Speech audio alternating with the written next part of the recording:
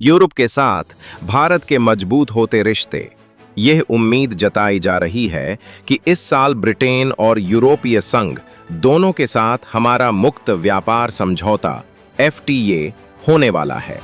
Britain के साथ, जो यूरोपीय संघ का हिस्सा नहीं है, मुक्त व्यापार समझौते की बातचीत फिर से बहाल हो चुकी है। इससे अगले 10 वर्षों में दोनों देशों में द्विपक्षीय व्यापार मौजूदा $20 अरब का दोगुना या 3 गुना होने की उम्मीद है। दोनों देशों के बीच इस बारे में वार्ता जनवरी 2013 में शुरू हुई थी। इसका उद्देश्य द्विपक्षीय व्यापार और निवेश को बढ़ावा देना है।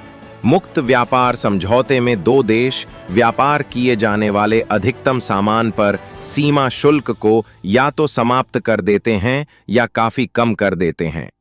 वे सेवाओं और द्विपक्षीय निवेश में व्यापार को बढ़ावा देने के मानदंडों को भी आसान बनाते हैं।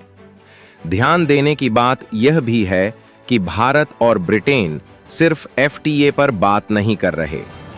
दोनों देश इसके साथ साथ द्विपक्षीय निवेश संधि BIT और दोहरे अंशदान कन्वेंशन समझौते पर भी बातचीत कर रहे हैं। इस बीच हमारे विदेश मंत्री S जयशंकर ब्रिटेन और आयरलैंड की यात्रा पर गए हैं। ब्रिटेन के अलावा यूरोपीय संघ से भी मुक्त व्यापार समझौते पर वार्ता चल रही है। यूरोपीय संघ फिलहाल दुनिया की सभी बड़ी अर्थव्यवस्थाओं के साथ अपने संबंध मजबूत करने की कोशिश में है। इसी के तहत संघ की अध्यक्ष उर्सुला वॉन डेर लेयेन प्रधानमंत्री नरेंद्र मोदी के आमंत्रण पर 27-28 फरवरी को कुल 27 में से 22 कैबिनेट सहयोगियों के साथ, जिन्हें EU कॉलेज ऑफ कमिश्नर्स कहा जाता है, भारत यात्रा पर आई थीं। उर्सुला वॉन की ये तीसरी भारत यात्रा थी। सबसे पहले वो अप्रैल 2022 में द्विपक्षीय आधिकारिक यात्रा पर नई दिल्ली आई थीं।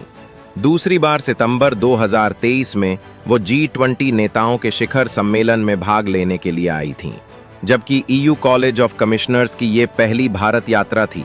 दरअसल डोनाल्ड ट्रंप के दूसरी बार राष्ट्रपति चुने जाने से पहले ही उर्सुला वॉन ने, जिनका EU की अध्यक्ष के तौर पर यह दूसरा कार्यकाल है, यूरोप से बाहर आर्थिक साझेदारी के लिए भारत को चुनने का निर्णय कर लिया था।